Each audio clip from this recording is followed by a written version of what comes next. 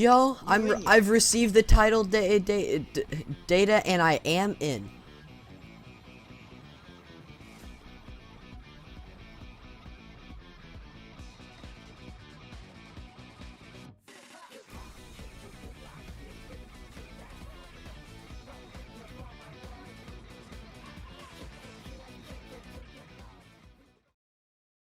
And so our adventure started. For an entire 3 days, it was basically just me chopping down trees and everyone waiting to get everyone in because there were so many modding problems and Steam issues with friends lists. In day 4, once we finally got everyone in, well, everyone here is new to Calamity, so they decided to spam Ironheart and Revengeance constantly, which, you know, caused for some troubles, but eventually we got it sorted out.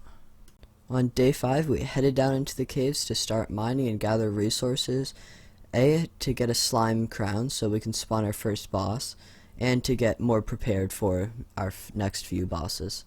On day 6, we found a mushroom biome mixed in with a marble biome, which looked really funky, and I immediately spotted a chest all the way at the left corner. And when I opened it, it had an accessory in it, which gave me 5 defense, and had 2 floating swords that spawned around me that did 30 damage, which I think this might be a little overpowered for pre-hard mode, but, you know, I got it, so I'm keeping it. For the next 2 days, I popped a Splunker potion and went down to the caves to try to find some life crystals for everyone so we can increase our maximum life so we can be more prepared for our next boss. On day 9, we headed out to try and find some basic biomes like the snow biome and corruption, and maybe even the jungle if we were lucky. But immediately we found the corruption. When I went down to break some shadow orbs for some mana regen bands and other special items dropped from shadow orbs, I found this chest which contained a really interesting item called the Corruption of Pigony, which reduced our movement but increased our damage. On days 10 through 13, one of my teammates found the jungle, so we decided to head down into the underground jungle to maybe get some jungle armor for me, and then some generally useful things for the rest of the team.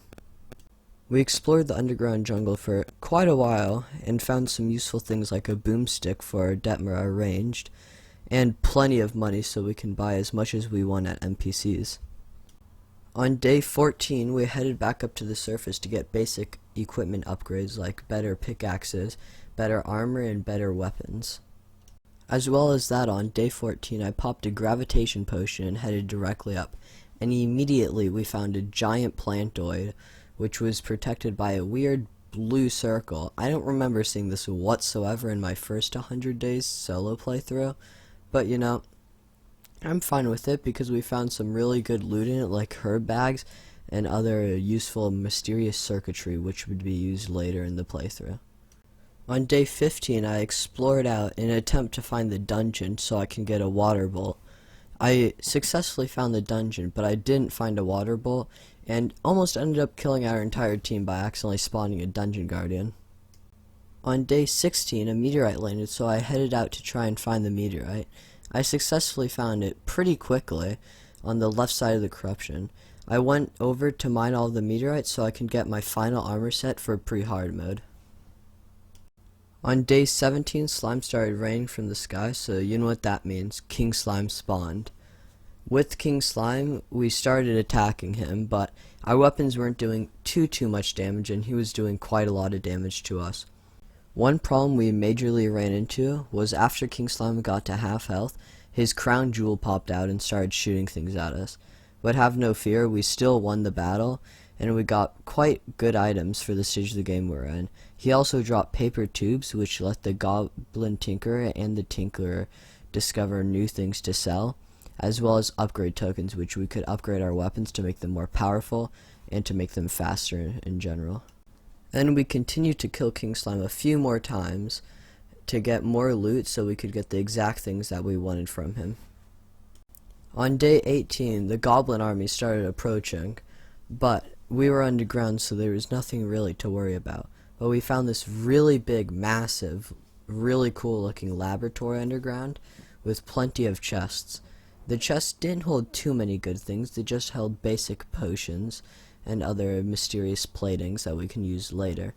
Although, personally, I said that the center of the lab looked really cool.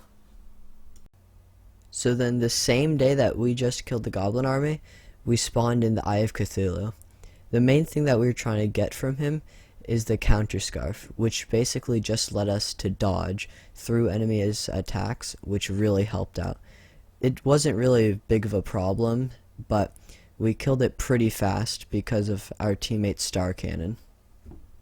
On day 19, I basically spent the entire day building a really big house so we could suit many NPCs, because our original little stone house wasn't doing very well with the 32 possible NPCs we can get in this game. And real quick, before we continue the video, I just want to say, please, if you haven't already, subscribe. It really helps out. And the last 100 days video that I did went completely viral, and when I'm currently editing this, it has 2,400 views, and I got 80 subscribers off of it. So if we're able to break that, then that would be crazy. Also, the like goal for this video is going to be 125. That's 3 more than my current 100 days video has. So if we can get that, that would be absolutely insane. Thanks. On day 23, I went into the magical mod called Magical Storage. And if you are trying to play modded with your friends or even alone, I truly amazingly recommend this mod. It's so useful, and it just makes storage so much simpler. On day 25, we finally put some research into the first modded boss in Calamity called the Desert Scourge. He was a giant worm that we used a desert medallion to spawn in this desert biome. Don't ask why we took this long to finally even start to research about him, but you know, we decided to just take our time on it. On day 26, we headed over to the desert and decided to finally defeat our first modded boss, the Desert Scourge. The Desert Scourge didn't pose a very big of a threat because this boss, in my opinion at least, is an absolute joke. It was so easy that we even did another boss right after it, which we called the Cuphead boss because it included so much dodging, which for some reason I was actually not half bad at dodging it.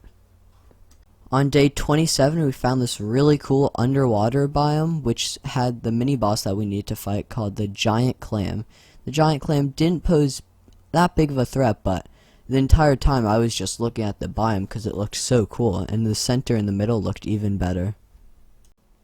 On day 28, we fought another Cuphead boss, but this time they had pretty cool attack patterns. In my opinion, this was probably one of my favorite, if not my favorite boss we've fought so far. Even though we've only fought a few bosses, this boss in general was just like extremely fun to do. And it was pretty easy at the same time, so it didn't take too much effort. Anyway, it dropped some pretty mid things, not anything too notable or good, and nothing that we would probably use. On day 29, we just did basic preparations like make a simple arena for the next boss fight we're going to do against a boss called Crabulon. On day 30, we decided to go back down to the corruption to go ahead and smash some more shadow orbs to spawn the next major vanilla boss called the Eater of Worlds. Once we smashed the final shadow orb, he spawned, and then it was my job to lead him all the way up from the underground corruption to the surface. I got a little low at times, but somehow my summon did quite a lot of damage to the Eater, and it was basically a cakewalk from there, because all of our bullets and weapons did a really big amount of damage to the Eater of Worlds because he was a worm type. Killing the Eater of Worlds also gave us a giant step in progression, because now we can mine more things, and in general just have more spawns in the corruption, so now we can fight the Hive Mind, the next major modded boss. Today is the day that I just genuinely feel bad for this boss.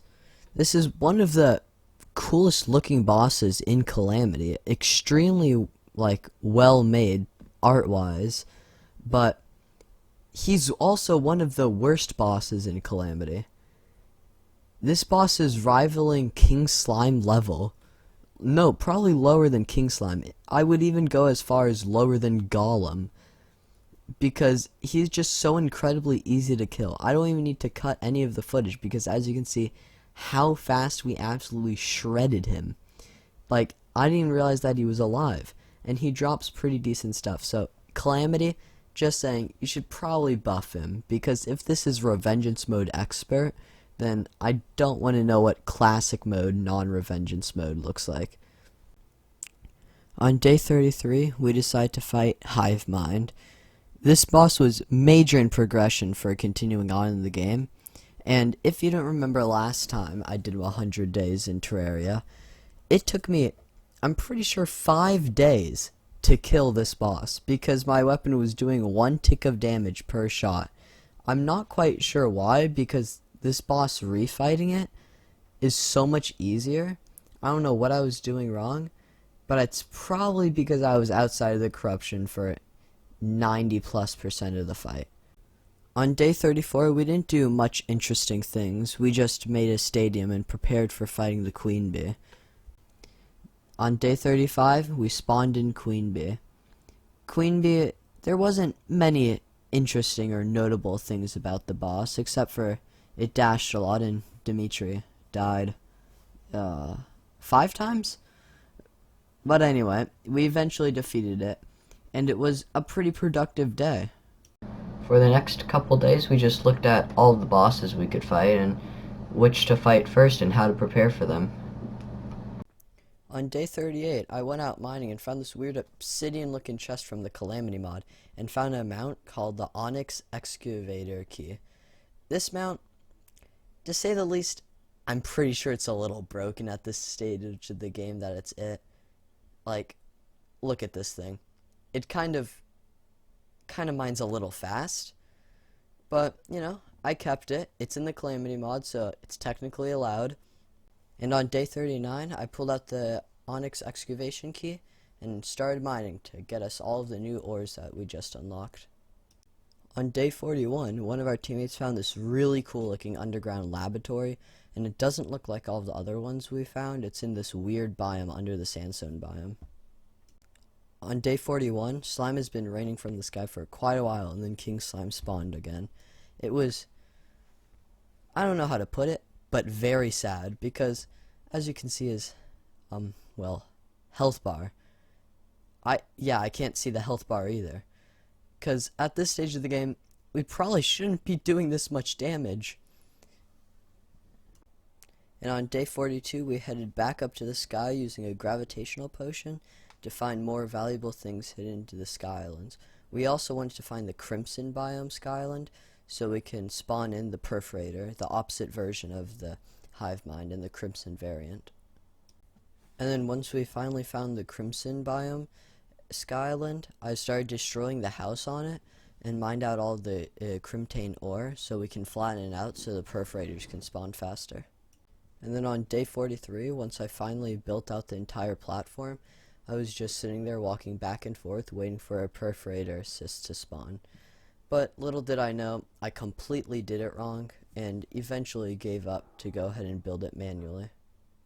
On day 43, we spawned Crabulon back in and decided to bully him for some money, because for some reason, apparently our entire team is broke except for me. Didn't really know that, but surprising.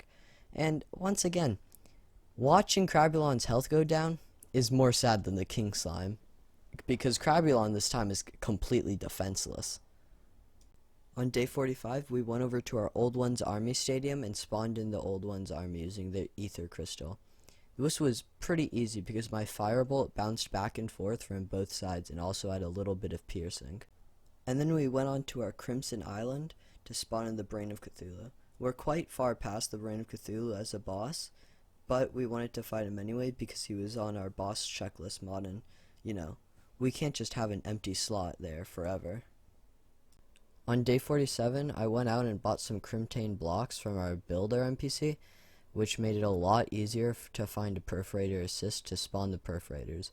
But the only giant problem is that for some reason, my teammates were constantly fighting a boss, so nothing spawned, but eventually we found the Perforators and killed him. On day 49, all I did was just expand our giant arena above our house to prepare for the next few bosses, because the bosses after this started getting a little bit harder. Day 50 was a giant day for progression. First, we spawned in Skeletron, and Skeletron unlocks all sorts of stuff. He unlocks the dungeon and everything else. The Skeletron battle was also very difficult. He was one of the first actual semi-difficult bosses, but because of our numbers, we almost easily took him down.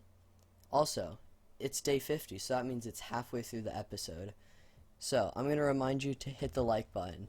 Last time I did one of these type of episodes, we destroyed the like button and got over 100 likes. So if we can get over 100 likes on this episode, I can assure you that there will be another 100 days of this series. Anyway, we killed Skeletron with quite ease, and it was actually an enjoyable boss fight.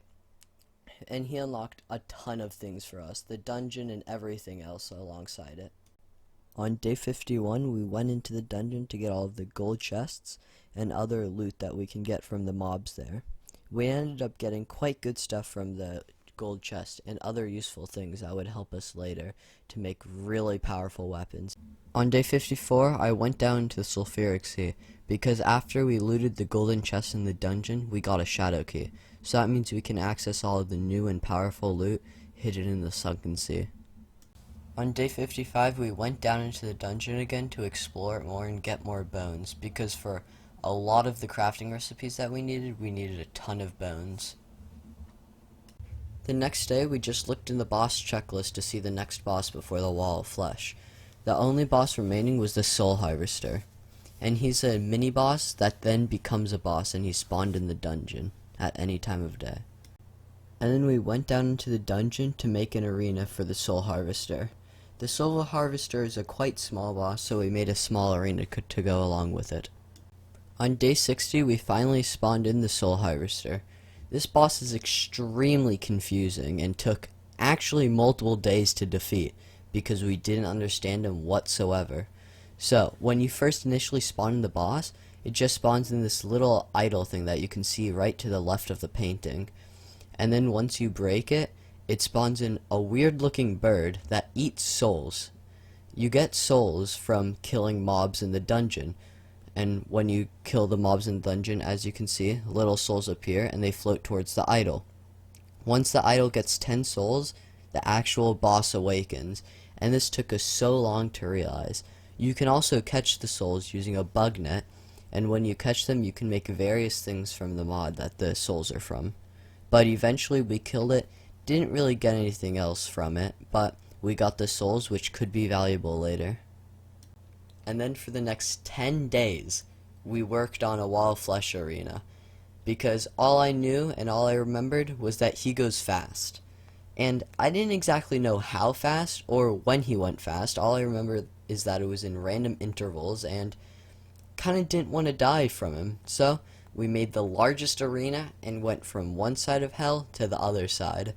This actually did take 10 days, and we died probably in the triple digits amount of times, and it wasn't too fun, so I'm just going to skip over most of it and just put a little bit in. I also forgot to add, but because we went this giant trip across hell, it actually benefited us in a giant way, because we found the brimstone biome, which we fought later endgame bosses in, and could get awesome ores from. We also found a giant laboratory, didn't exactly know what it did, so we left it for a while. On day 75, we took a break from exploring the bridge and went into that giant lab we found. In there, we found a 20,000 damaging weapon, but we couldn't use the weapon at the stage of the game we're at. We needed to wait quite a while to be able to use the weapon.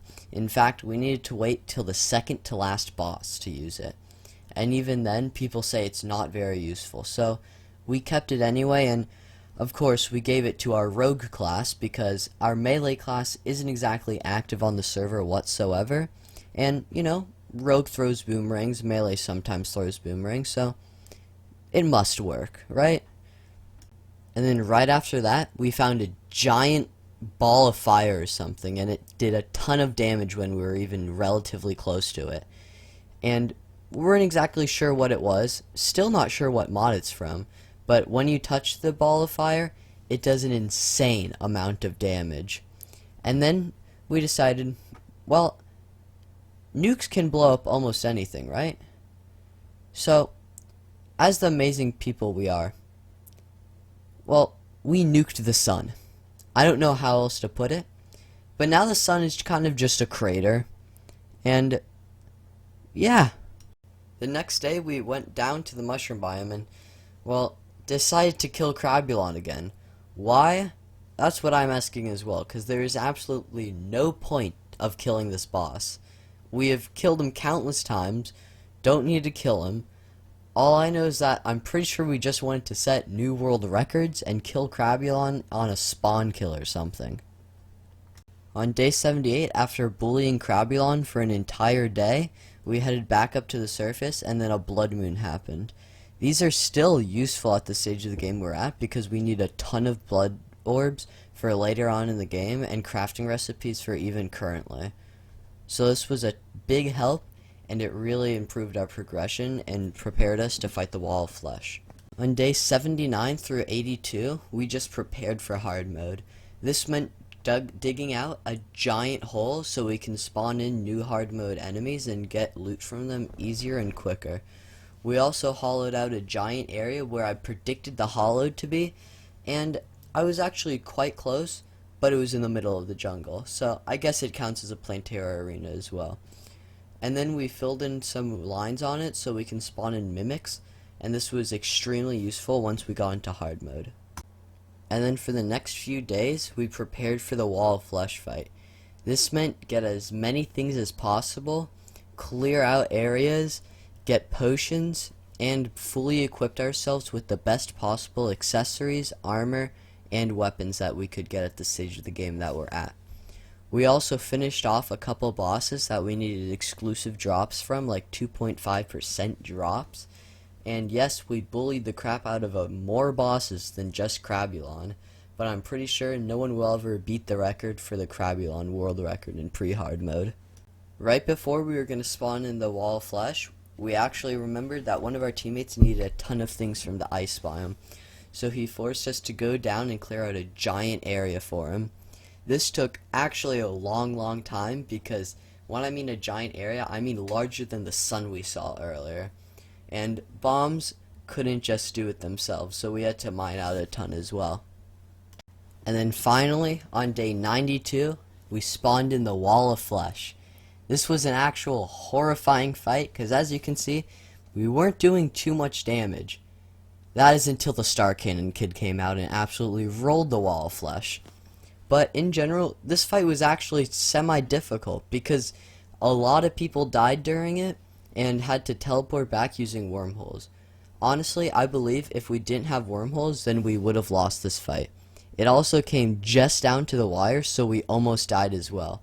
I also found out when he speeds up. If you get off of his screen, then in fact, he kind of just comes up and says, no, I'd rather be on your screen. So whoever he was targeting had to stay in his view no matter what.